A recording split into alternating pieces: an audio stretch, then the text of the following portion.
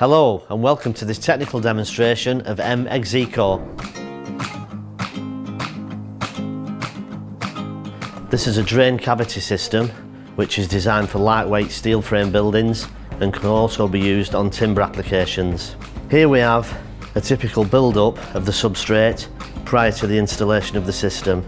This is an example of a lightweight steel frame system with a sheathing board and a breather membrane. So the system will be mechanically fixed directly to this substrate.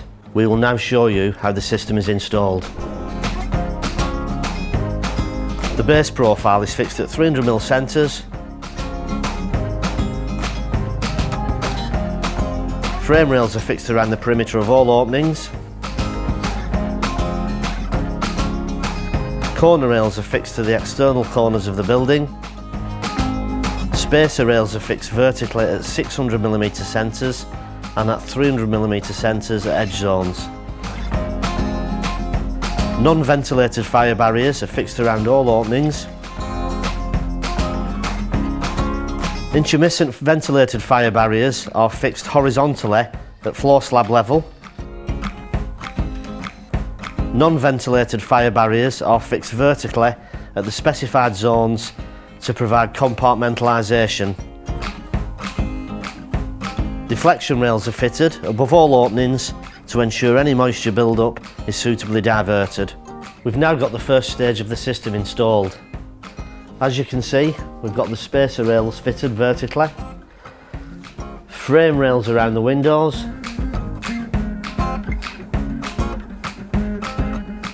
corner rails at the external corners of the building, and deflection rails to channel any moisture away above the window heads. Moving on to the fire barriers, we have a vertical non-ventilated fire barrier for compartmentalisation between properties to stop the spread of flame through the building. We have a non-ventilated fire barrier around the window, again to stop the spread of flame coming out from the window into the system. And then finally we have the ventilated fire barrier which is fitted at the floor slab level in between the rails, and this barrier will expand in the event of a fire. Once we've reached this stage, we're now ready to start the boarding works. Compriband seal tape is applied around the perimeter of the system. The insulation boards are aligned in a brick bond fashion. The insulation boards are mechanically fixed with the specified fixings, including an oversized washer. L-shaped sections of insulation are fitted around all structural openings. Cut sections of insulation must be no less than 200mm in width. Insulation boards are staggered at internal and external corners. Exicco is popular for high-rise applications, and wind loading calculations are used to determine the position of the spacer rails. Exicco will have a project-specific fixing pattern, and the position of the spacer rails will determine this. The position of the window frame in relation to the substrate will determine the detailing to the window reveals. As you can see, we've now got the insulation fitted. Looking at the configuration of the boards, we've got them aligned in a brick bond fashion.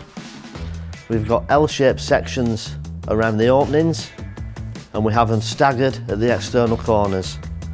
We also have Compriband seal tape around the perimeter of the entire system. Moving on, looking at the fixing pattern, on the left hand side we have the edge zone of the building where we have the rail centres at 300mm. This is due to wind loading on the building, especially on high rise. And to the right hand side we have the mid zone where we have the fixings and rails at 600mm centres. As you can see, there's a lot less fixings in this area. Once we are happy with this, we can then proceed to the base coat.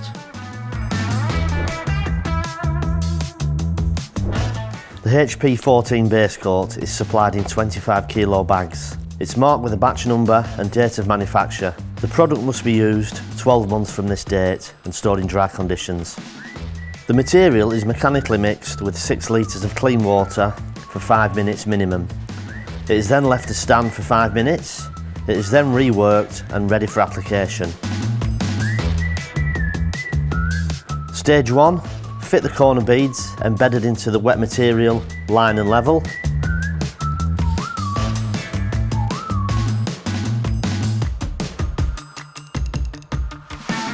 The material is applied at 4 to 6 millimeters thick.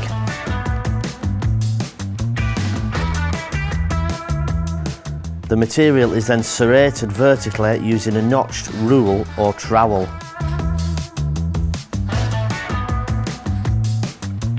The mesh is laid vertically into the top third of the wet material.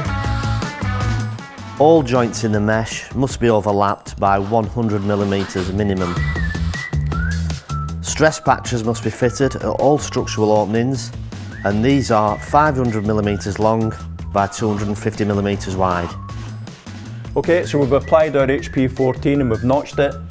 We've put our mesh on, and as you can see here, I've extended the mesh right to the point of the angle bead on the head and down the side of the reveal.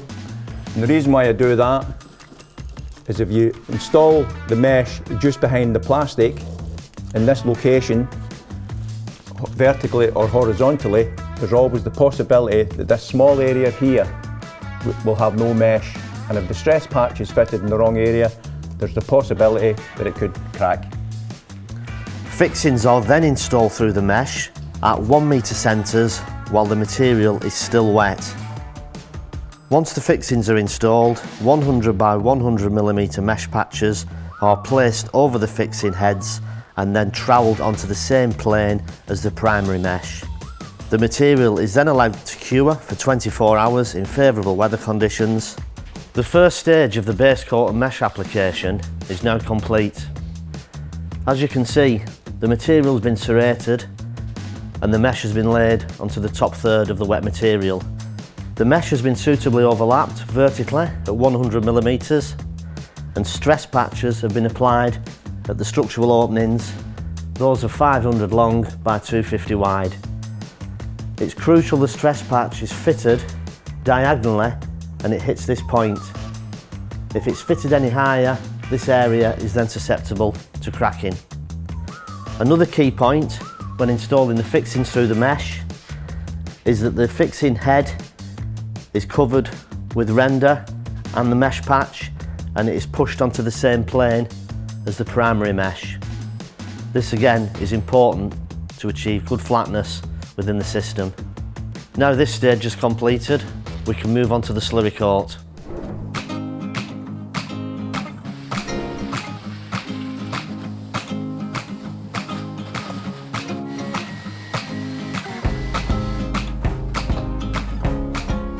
Apply the material to the cured base coat at 2 to 3 millimeters thick.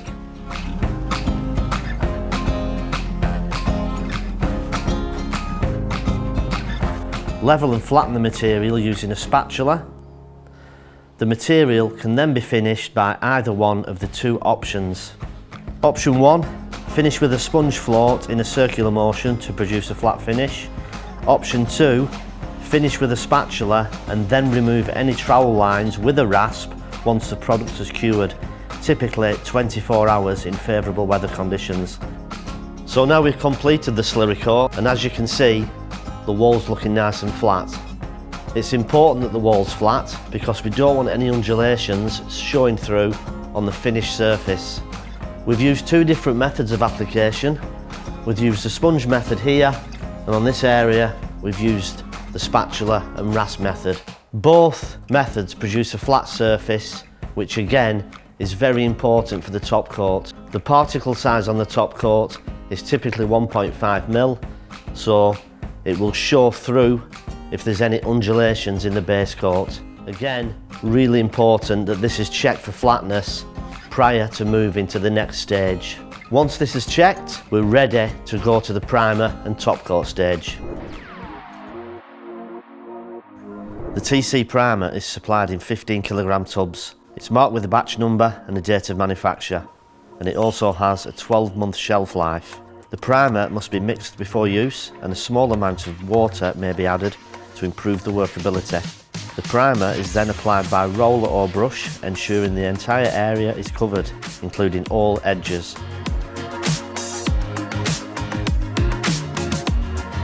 The The primer must then be left to cure until touch dry. Once the primer is cured, the top coat can be applied. The silicon TC is supplied in 25 kilogram tubs. It's marked with a batch number and date of manufacture. It has a 12-month shelf life from date of manufacture.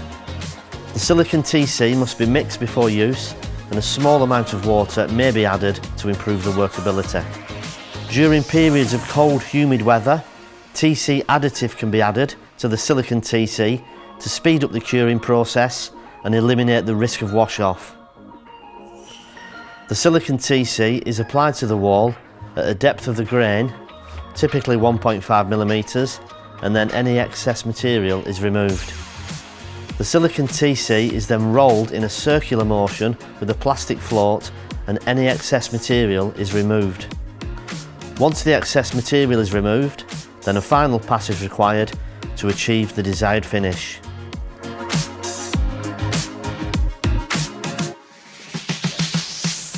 The final stage of the system is now complete, and as you can see, the silicon TC has been applied to the wall.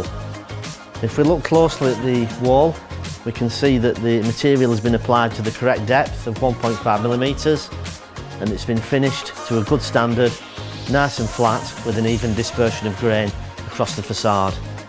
If we look at the detailing at the external angles, we can see that these are nice and crisp, and they've been formed nice and sharp with a nice clean arris, which is what we like to see.